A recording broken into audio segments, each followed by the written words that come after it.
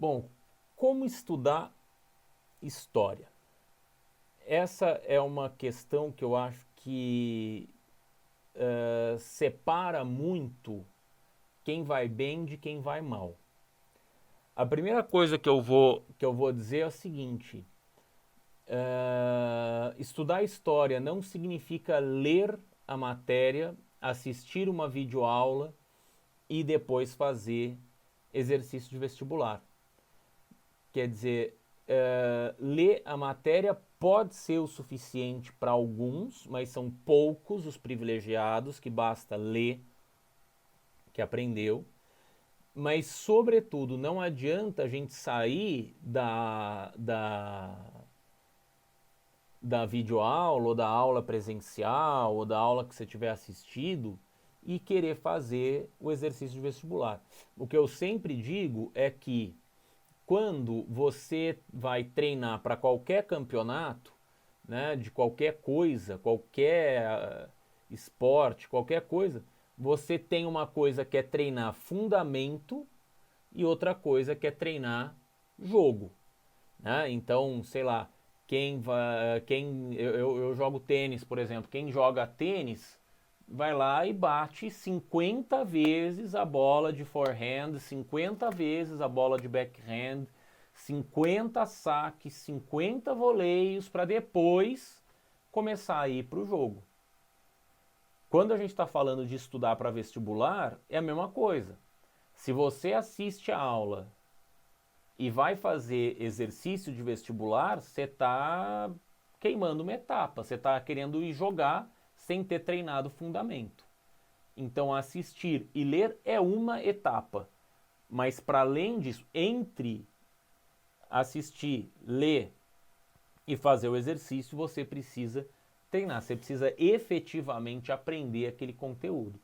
Por isso que sempre, né, na plataforma ou em orientação de estudo, eu coloco lá que você tem que fazer uma lista das coisas mais importantes, que você tem que fazer uma comparação, que você tem que selecionar não sei o que você tem que descrever não sei o que, porque aí no momento em que vier uma pergunta no vestibular, você vai ter essas informações muito claras para você, você vai ter tudo muito organizado. Muitas vezes os alunos falam assim: ah, mas eu estou confundindo a guerra do Peloponeso com as guerras médicas. Tá, uma ótima maneira de não confundir é saber como é uma, como é outra, comparar uma com a outra. Aí você não confunde mais. Claro, na hora você pode, ah, mas eu fiquei, deu um branco, na hora eu esqueci, na hora eu não sei o que. Mas nas condições normais, se você leu, assistiu, entendeu, comparou, na hora que te perguntarem, você vai ter mais clareza. Aí você pode fazer uma comparação por texto, se você for um aluno mais verbal, você pode fazer uma comparação por tabela, se você for um aluno mais visual. Então, o estilo cognitivo de aprendizagem, ele faz muita diferença na medida em que eu preciso entender como eu aprendo para ver como que eu vou estudar. Então, se eu aprendo de uma maneira global, eu vou assistir todas as aulas de um determinado assunto, né? Não necessariamente na sequência. Posso aprender primeiro com a aula da introdução, depois a aula de fechamento, né, dos significados daquele período, que aí eu vou detalhando isso ao longo das aulas. Agora, se eu sou um aluno sequencial, eu preciso assistir aula 1, aula 2, aula 3, aula 4, aula 5, porque aí as coisas vão se encaixando na cabeça de uma maneira sequencial para na última aula que fala de significados de determinado período, eu entender, eu estabelecer as relações que eu tinha feito aqui no começo. Tudo certo? Tudo bem até aqui? Sim. Bom, atenção às palavras de comando. Isso daqui é uma outra discussão muito importante. O que significa indique, o que significa explique, o que significa compare, exemplifique, copie, descreva, justifique e escreva. indique é a mesma coisa que cite. Você precisa indicar. Indicar quer dizer apontar, citar, né? Então, indique três características da Idade Média. Tem uma economia feudal, uma sociedade, né, no período do feudalismo, mas está dentro da Idade Média. Então eu tenho uma economia feudal, eu tenho uma sociedade estamental, eu tenho um grande poder da igreja. Indiquei. Tá? Agora, indique e explique, ou cite e explique, ali a coisa é diferente. Aí eu preciso indicar, quer dizer, nomear efetivamente e explicar. O explicar é apresentar as características fundamentais, é explicar o funcionamento, é dizer como que aquilo ali funciona. Então, no meu primeiro exemplo, tem uma economia feudal, ou seja, nós estamos trabalhando ao longo da Idade Média, existiam os feudos, dentro dos feudos produziam-se gêneros agrícolas, por meio da servidão, as terras pertencem a um determinado senhor, os servos têm as suas obrigações frente ao senhor e o senhor tem as suas obrigações frente ao servo. Eu estou explicando, tá? Eu estou explicando o funcionamento de cada uma dessas coisas, tá? Aí eu preciso explicar como cada uma dessas coisas funciona. Comparar. Eu tenho duas formas de comparar. Uma que eu acho que é melhor, que é mais eficiente, e a outra que eu acho que é pior, que é menos eficiente. Uma forma de comparar é você descrever, né? E tem aqui embaixo descreva, mas uma forma de comparar é você descrever as duas coisas. Então, compare a economia medieval, a economia feudal, o modo de produção feudal, com o modo de produção capitalista. O modo de produção feudal tem relações de trabalho baseadas na servidão, tem um trabalho essencialmente agrícola, tem o sistema de rotação trienal dos campos, tem uma presença da sociedade estamental, tem pouca mobilidade social, por exemplo, né? Já o modo de produção capitalista, e aí você vai descrever o modo de produção capitalista. Então você fala como é que é um, aí já o outro é, e aí você fala como é que é o outro. A comparação melhor é uma comparação em que você vai escolher categorias, vai dizer como é que é em um, como é que é no outro. Então você escolhe uma categoria, trabalho, por exemplo. Na categoria trabalho, o modo de produção feudal tem um trabalho servil. O modo de produção capitalista tem um trabalho assalariado. No ponto de vista do tipo de atividade, no modo de produção capitalista, o centro é o comércio. No modo de produção feudal, o centro é a agricultura. Entendeu? Eu estabeleço uma categoria de análise, analiso um, analiso o outro. Uma categoria de análise, analiso um, analiso o outro. Em lugar de eu fazer duas descrições com uma junçãozinha ali no meio. Por que que eu acho que a primeira, né, que o segundo tipo de comparação, esse tipo de comparação em que você escolhe a categoria para comparar essas coisas é mais eficiente? Porque isso organiza a sua cabeça. E quanto mais você organizar a sua cabeça, mais tranquilidade você vai ter no momento de escrever, no momento que for perguntado.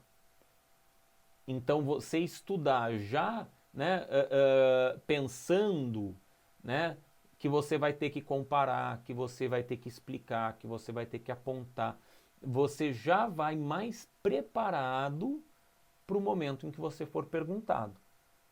Tá? A sua cabeça já está mais clara, já está mais organizada. Tá? Tudo bem? Exemplifique. Exemplificar é dar um exemplo, né? Não tem muito segredo.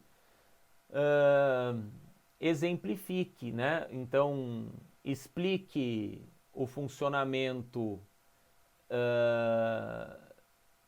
sei lá, explique o funcionamento das feiras comerciais da Europa medieval e exemplifique, né? E dê um exemplo. Então você vai falar que as feiras ou que as ligas comerciais juntam diferentes cidades e tal, com benefícios para o comércio entre essas cidades. E eu exemplifico com a feira de champanhe, com a liga de champanhe, com a feira de champanhe ou com a liga de Gênova, ou com a liga veneziana, a liga genovesa, ou a liga do Mar do Norte, ou a liga hanseática, né? Você vai dizer, então, ó, a definição é essa e um exemplo é isso, né? O exemplo, acho que o exemplifique é a mais simples. Copie parece fácil, mas é difícil porque a gente muitas vezes tem dificuldade em encontrar no texto. Então o copie é um exercício de leitura, sobretudo. Então a gente precisa ter uma leitura, uma capacidade de identificar no texto exatamente aquilo que está sendo pedido na questão, e aí você vai transcrever. Descreva é descrever, é falar sobre, né? É falar o funcionamento. Então, descreva a Guerra Fria. Por exemplo, a Guerra Fria é um período, né, marcado pelo embate entre Estados Unidos e União Soviética, que competiam para impor o seu modo de produção aos demais países do mundo. É um período marcado por conflitos indiretos e parará. Quer dizer, você está descrevendo, você está contando como é que é, né? Isso que significa descreva. Depois, justifique. Justifique é apresentar um conjunto de razões plausíveis para que determinada coisa aconteça. Isso que é o justifique. Apresentar um conjunto de razões plausíveis para que determinada coisa aconteça. Isso que é justificar. Tem que ser as razões plausíveis. Então você precisa escolher quais são os elementos mais significativos que levam a determinado processo histórico. Isso não é exatamente a coisa mais fácil do mundo, porque muitas vezes a gente se perde, né? A gente tem dificuldade em identificar o que realmente era importante naquele período. Então é esse momento de explicar, de identificar, né, as razões plausíveis, é realmente um período, uma questão desafiadora, não é das coisas mais simples de se fazer, não. E por fim, o escreva, né? Escreva. Esse escreva, aqui é complicado porque, mais uma vez, você tem uma orientação muito vaga. Se eu tenho uma orientação muito vaga, é complicado, porque a orientação muito vaga pode significar uma dificuldade para você selecionar o que realmente vale a pena ser dito. Então, mais uma vez, a gente tem que selecionar as informações mais importantes, a gente tem que caracterizar. Então, quando pede para escrever, eu colocaria características gerais, eu colocaria o quando, o onde, o quem, né? O como. Então, são algumas questões que podem nos ajudar. Quem, onde, quando, por quê, como, né? Que são as perguntas básicas quando a gente vai descrever qualquer processo histórico. O anacronismo. A gente tem uma tendência muito forte em querer entender os períodos anteriores a partir dos nossos valores. Então, como assim? Eu quero entender o funcionamento da cabeça de um grego lá do século V a.C., a partir dos meus valores do século XXI depois de Cristo. Eu não posso cometer o que está aparecendo aqui na imagem, né? De uma certa forma, eu estou juntando o Museu do Louvre, que é do final da Idade Média, começo da Idade Moderna, com uma pirâmide de vidro construída no final do século XX, né? Nos anos 80, começo dos anos 90. Qual que é o perigo? Eu transportar os meus valores para os valores daquela época. E a gente faz isso o tempo todo. A gente o tempo todo acha que o Colombo estava exclusivamente atrás de dinheiro.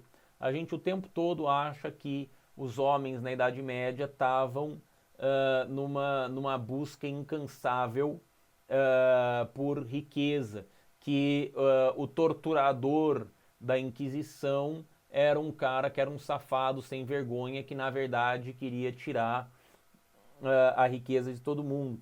Quer dizer, eu preciso ter muito cuidado, porque quando eu vou identificar questões dos outros povos, eu não posso tomar os meus valores. Eu preciso julgar pelos valores daquela época. Então, a leitura de um documento histórico, a interpretação de um documento histórico, implica que eu respeite aqueles valores. E isso é muito difícil. Porque senão eu vou correr o risco de falar de mim e não falar do personagem que a gente está estudando. E não falar da época que a gente está estudando. Por exemplo, Pero Vaz de Caminha. Pero Vaz de Caminha chegou aqui na América, né, que viria a ser o Brasil em algum momento, mas olhou aqui na América e falou, esses índios aí, eles andam pelados, eles têm medo de galinha e eles não conhecem o ouro. Bom, se eu leio a carta do Pero Vaz de Caminha, eu vou saber o quê? Que ele, Pero Vaz de Caminha, conhece o ouro, não tem medo de galinha e não anda pelado. Por quê? Porque é justamente isso que chamou a atenção dele.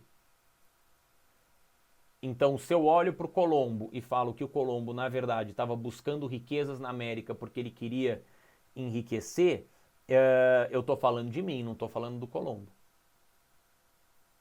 Entendeu? Então, eu não posso cometer esse pecado do anacronismo, pegar a minha maneira de pensar e jogar na maneira de pensar de algum outro período histórico. Esse outro período histórico tem os seus próprios valores, tem as suas próprias questões, que não são iguais às minhas. Então, cuidado ao ler um documento histórico, ao interpretar uma questão, né? Porque sempre aparece, ou muitas vezes aparece aquele fragmento, aquele texto, e você precisa interpretar aquele texto, e aí cuidado para você não interpretar aquele texto de acordo com os seus valores e não com a época em que o texto foi escrito. Tudo bem? Tranquilo, anacronismo? Bom, uma outra estratégia de estudo que pode ajudar bastante.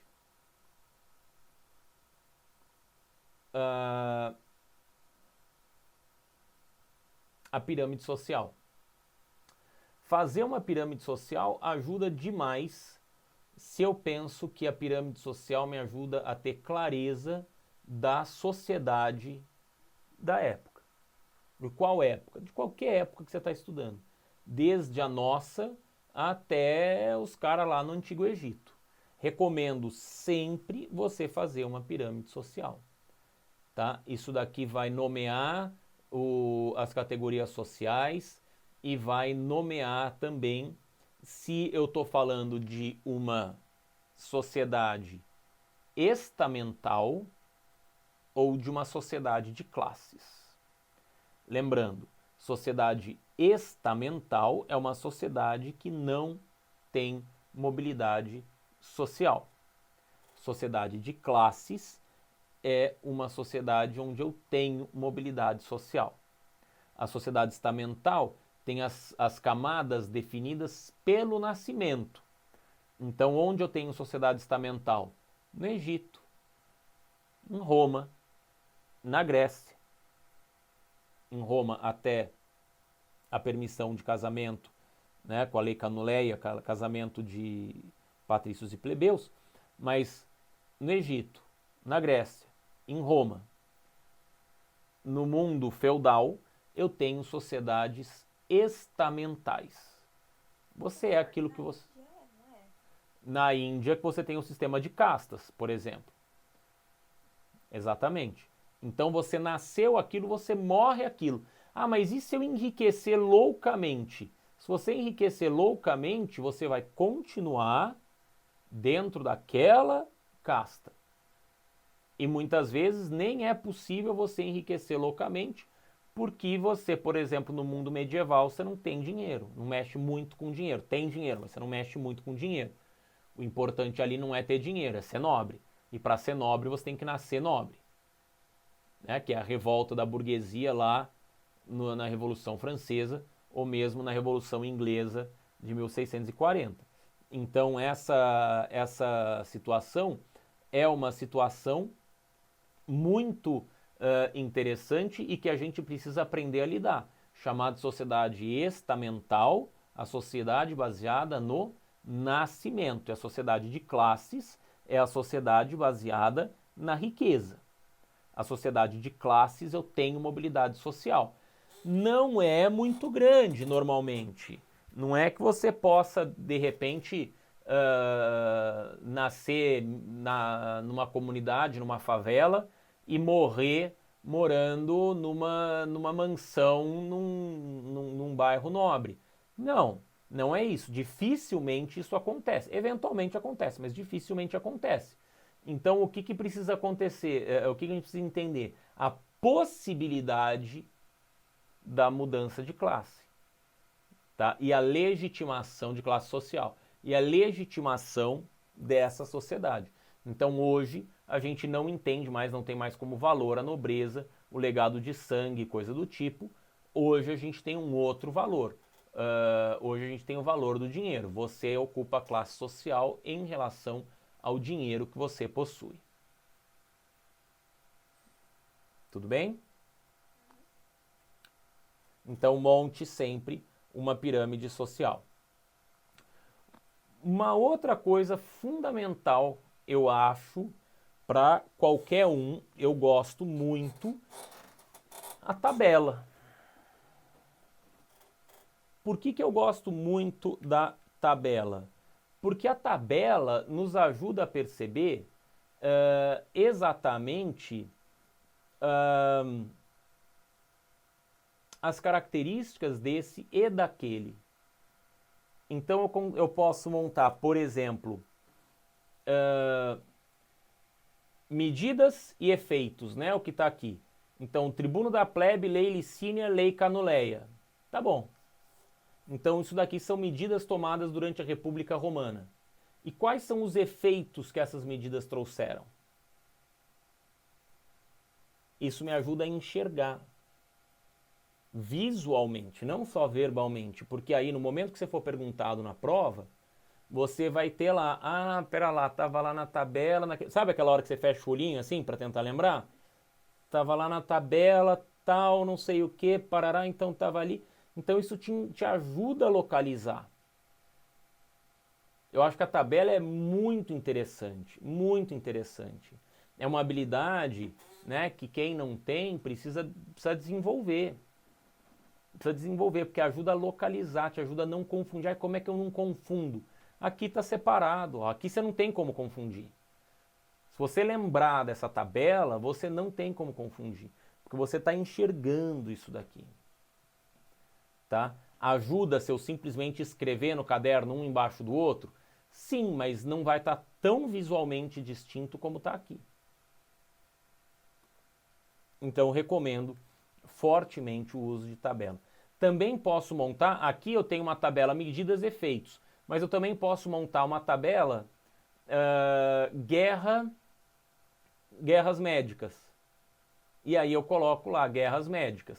Do lado eu posso colocar a Guerra do Peloponeso. Tudo bem? E aí eu tenho as duas grandes guerras gregas aparecendo ali. Depois eu posso colocar um conjunto, sei lá, de batalhas da Primeira Guerra Mundial. Ou eu posso colocar gregos e romanos, por exemplo. Quem que é grego, quem que é romano, quem que é persa, quem que é macedônio, características de cada império, de cada território e tal. Enfim, a tabelinha, ela vai te ajudar a estruturar, organizar, não confundir, não misturar. Você estuda por tabela já? Não. Eu não estudava direito, sabe? Sabe aquele aluno que estuda um dia antes da prova, pega as anotações do professor? Né? Uhum. Estuda errado. Não, mas não sempre dá tempo. Fica tranquilo, a gente está começando do começo. Então vamos fazer bem feito, vamos ter tempo de fazer bem feito. Tá? Então, um monte de tabelas. Eu acho que são uma ferramenta poderosíssima. E aí você deixa no seu saquinho de estudos lá, tabela. Quando você for rever o conteúdo, você pode rever a partir das tabelas, para não ter que ler resumo, você rever as tabelas. Tá? Eu acho uma ferramenta muito, muito, muito interessante. Aí, estrutura de poder na monarquia. Um esquema. O esquema é muito legal também. Por que o esquema é muito legal? Porque o esquema me permite visualizar também e construir mentalmente as etapas que faltam, porque o esquema ele tem que ter poucas palavras, né? O esquema é uma estrutura mental simplesmente. Então eu vou colocar essas poucas palavras, eu vou colocar essa estrutura mental e aí eu vou preencher com a cabeça. Então tem rei que está acima do Senado, né? Aí eu tenho uma assembleia curiata, que são os outros patrícios, mas o Senado são os patrícios mais velhos e importantes, né? Então eles têm um poder maior do que a Assembleia Curiata, ou seja, eu estou fazendo aqui uma estrutura mental para entender uma determinada época. Aqui, isso daqui é extremamente simples, mas se eu pego o processo da Revolução Francesa, se eu pego um processo da Revolução Russa, né, você montando um esquema, né, então, sei lá, Rússia pré-revolucionária, daí você puxa uma setinha lá, política, economia, sociedade, relações internacionais, né, cultura. Aí você pode pegar, né, na política, daí você explica, aqui você explica, e aí você vai produzindo, né, vai decupando esses períodos a partir de esquemas, tá? Dá para fazer tudo de tudo? Aí a minha recomendação é que você trabalhe sempre com duas estratégias de estudo por assunto. Sempre a que você aprende melhor, associada a uma nova, que é para movimentar bem esse conteúdo. Tá? Então, eu vou ler, eu vou grifar, eu vou fazer resumo. Legal. E aí, junto com isso, eu vou fazer um monte de tabela. Eu vou fazer um monte de esquema, por exemplo. Tá? E aí você vai trabalhando com mais de uma estratégia. Aqui eu tenho uma ordem hierárquica, né? Também. Peguei essa aula inteira, eu acho que é Roma, né? Mal consigo ler. Mas aqui você tem lá quem funciona, como é que funciona, e você vai pendurando as informações, né, de cima para baixo. Tem toda uma conexão aí que você vai estabelecer. Aqui acho que é a ordem de funcionamento da República Romana, né? Então, pretores, questores, edis, ditadores, né, censores, e ali, né, na linha de baixo, na linha intermediária, o tribuno da plebe, depois ali, quem que eu coloquei? Tribuno da plebe, a possibilidade de um ditador, e acima o Senado, e acima deles os dois cônsules, né, acima dos senadores os dois cônsules. Então, uma outra possibilidade, você montar essa linha hierárquica de como é que funciona a administração, como é que funciona a política de um determinado período. Você pega os órgãos administrativos e vai pendurando um embaixo do outro. E aí, por exemplo, você tem Esparta, Atenas e Roma. Você tem 3 estruturas. E aí você consegue comparar essas 3. Qual que era Esparta mesmo? Qual que era Roma mesmo? Qual que era qual que era Atenas mesmo, aí você vai se lembrando. De repente você usa uma cor para Esparta, uma cor para Roma, uma cor para Atenas. E aí você consegue também estimular a sua cabeça em função das cores. Isso é muito interessante. Tá? Então, mais uma dica possível, mais uma situação possível para você estudar. Posso montar a mesma coisa, em lugar de eu montar uma pirâmide social, eu posso montar isso daqui. Então tem o faraó, depois tem não sei quem, depois tem não sei quem e tal. E aí você, em lugar de fazer, acaba sendo uma pirâmide, mas você coloca de uma outra maneira. Né? Você vai escrevendo um pouco mais, vai complementando um pouco mais, vai trazendo um pouco mais de informações. A lista. A lista é muito interessante, porque eu posso fazer um uso muito bom da lista quando eu penso essa lista para as perguntas lá de aponte. Porque se é uma pergunta explique, eu posso explicar esse esquema. Entendeu? Eu posso explicar esse esquema. Eu posso dizer, olha só, então eu vou ter que explicar aquele esquema ali que eu tinha feito.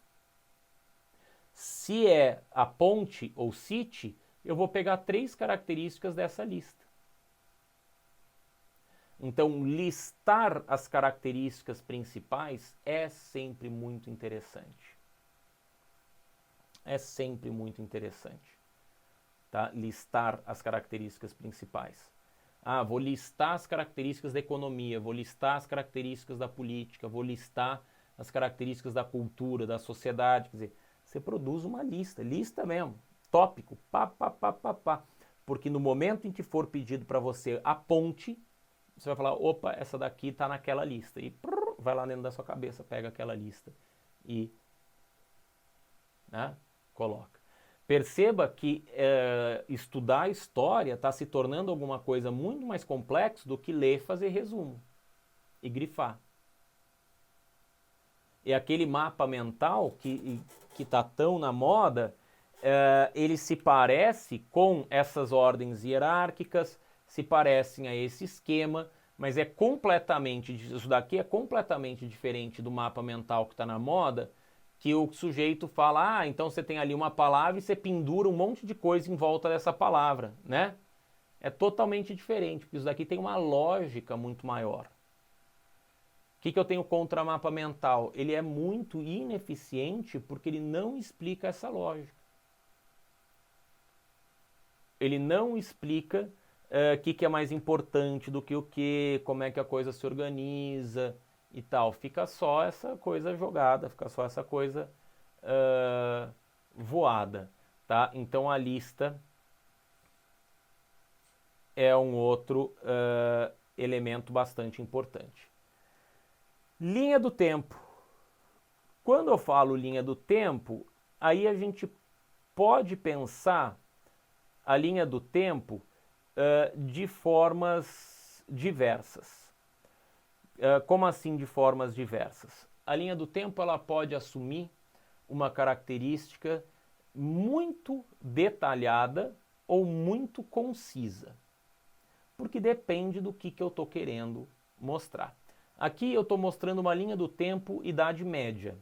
Pombas, linha do tempo Idade Média, eu vou falar de um período de 1000 anos. Não dá para eu dizer ano a ano o que aconteceu.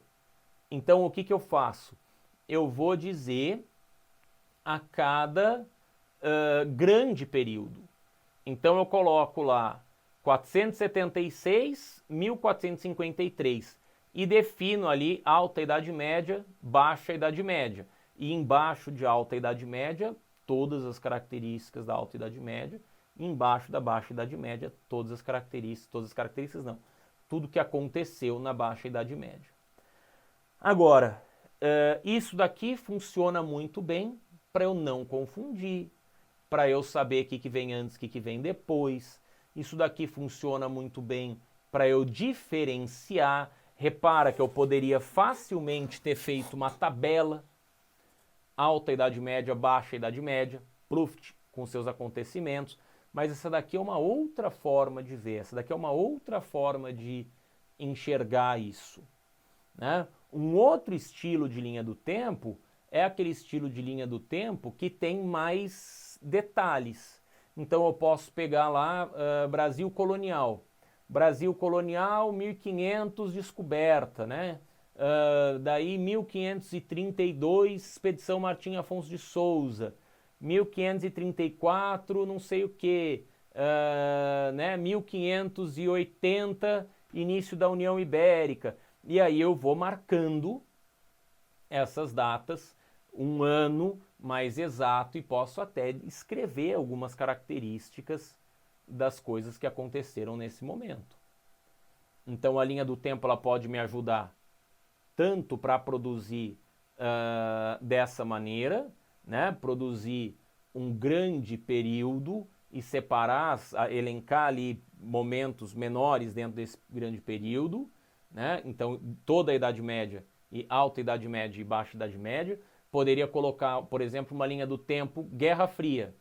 Então eu tenho o começo, o meio e o fim, né? Então eu tenho um momento de degelo, né, ou de extensão.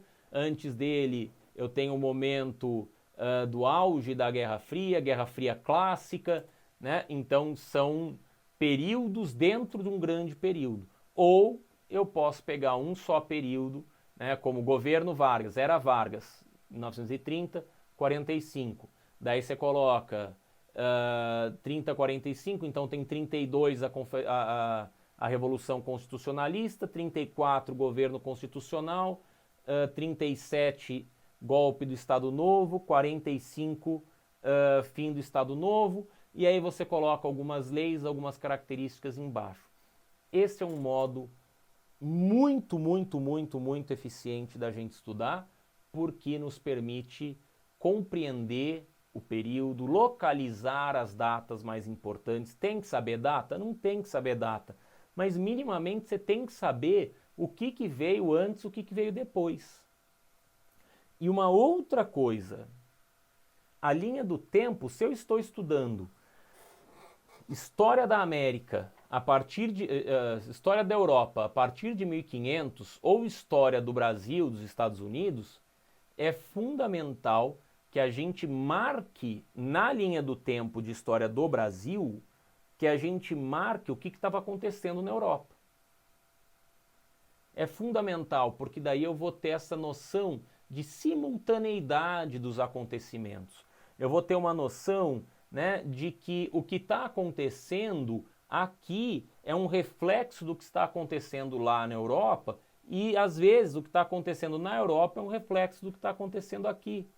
Eu tenho ciclos de inflação na Europa por conta da descoberta do ouro aqui no Brasil, né?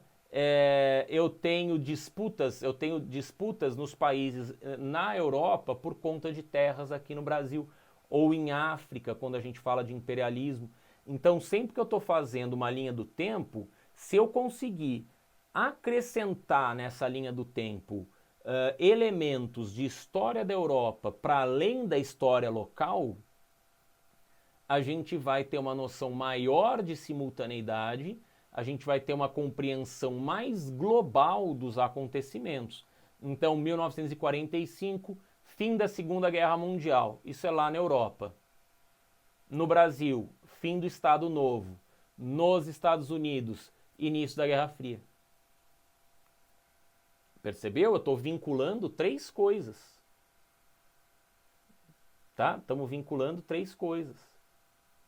E aí isso permite uma compreensão muito mais ampla. Então a linha do tempo, sempre que a gente puder, sempre que for um período coincidente, né? Então a partir de 1500 especialmente, se for uma linha do tempo da Europa, marcar também o que está acontecendo no Brasil, e se for do Brasil, marcar também o que está acontecendo na Europa. Tá? Em todos os módulos, né, todos os caderninhos de atividade lá da plataforma, eu coloco ali, faço uma linha do tempo do período. Eu tenho um monte de linha do tempo nos cadernos de conteúdo, né? Mas em outros não tem, e eu peço para você fazer, porque você fazer é algo relevante. Você precisa aprender a fazer a linha do tempo, né? Então, você aprende com algumas para você poder desenvolver outras. Então, isso é fundamental para nós, na verdade, desenvolver a capacidade de produzir linhas do tempo. Tudo bem? Você trabalha com linhas do tempo já? Eu só na minha cabeça, assim, eu tento ver o que vem antes, o que vem depois. Até porque eu não dá uma gafe aí conversando com os outros, né? Mas só assim, não no papel. A gente precisa começar a fazer, tá? Linha do tempo, lista, né? Esquema, tabela, pirâmide, pirâmide social, né? Precisamos começar a fazer essas coisas. E a última coisa que eu vou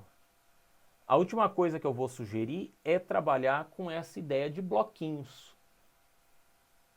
Tá? O bloquinho também ajuda. Tá? Ajuda como? Ajuda a colocar, né? Separar uma coisa da outra. Então, uma maneira mais visual, né, de você comparar um conteúdo, ou descrever um conteúdo, ou apresentar um conteúdo que está relacionado. Né? Aqui, no caso, a gente tem a imagem das relações horizontais na Idade Média, né? No feudalismo. Ou seja, eu tenho a relação entre servos, né? E tenho a relação entre senhores e vassalos. Relações horizontais. Por quê? Porque senhores e vassalos, os dois são nobres, estão dentro do mesmo estamento, e relação entre servos, porque ambos estão dentro do mesmo estamento. Né? Os servos também estão dentro do mesmo estamento. Essa maneira aqui de enxergar, a gente separa também. Né? A gente separa também.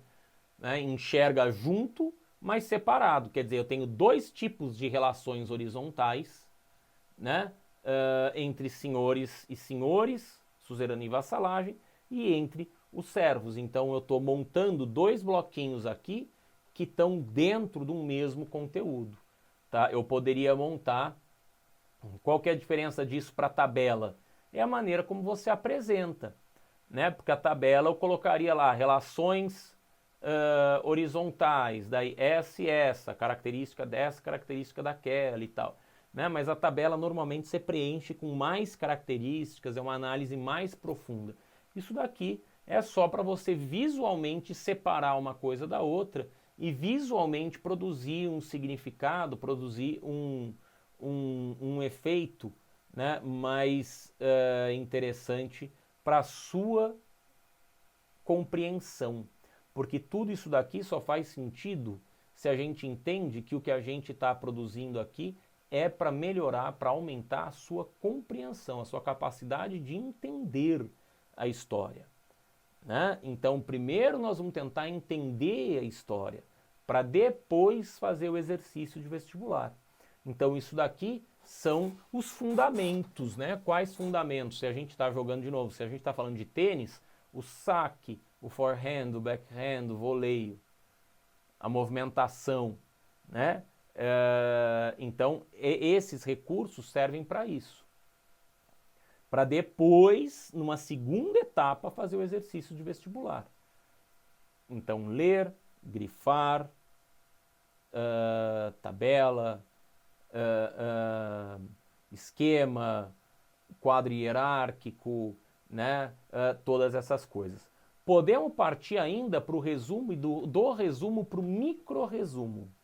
O micro-resumo é um recurso muito interessante para você efetivamente filtrar o que realmente é importante.